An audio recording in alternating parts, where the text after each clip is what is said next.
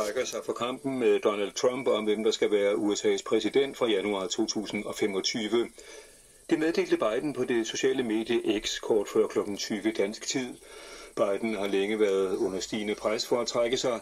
Hans partifæller har med bekymring fulgt, hvordan han i diverse sammenhænge har optrådt usammenhængende og rodende.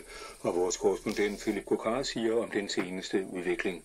Det her var både forventet alligevel, så jeg er dybt overrasket. Altså, i torsdags, der var en meget kendt journalist her i USA, der forudsagde, at det her ville ske her søndag. Så hen over weekenden, så fik vi altså meldinger fra Det Hvide Hus og fra Bidens folk, at under ingen omstændigheder ville han droppe sit kandidatur. Og så skete det altså her for lidt over en time siden, at Joe Biden skrev på sin X-konto, at han i partiets tjeneste og i landets tjeneste ikke genopstiller. Og det siger Philip Kokar, der betegner dagen.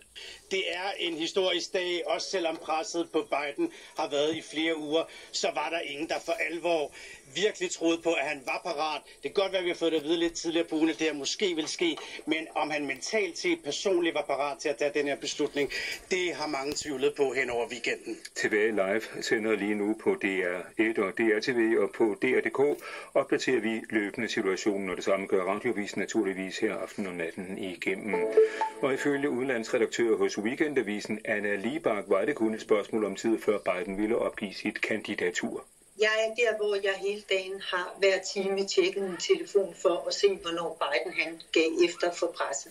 Fordi det er klart, når den ene donor, særligt er det jo vigtigt med donorerne, men den ene donor efter den anden politiker fra kongressen, flere senatorer, og hen ved 30 fra repræsentanternes hus, de går ud dryppenvis og siger, vi elsker Biden. Det starter de alle sammen med, fordi det demokratiske parti er jo et moralsk parti.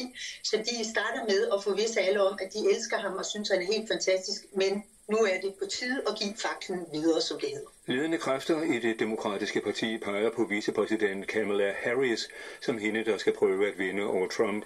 Men der knytter sig en masse spørgsmål i den forbindelse, fortæller vores internationale korrespondent Steffen Kram.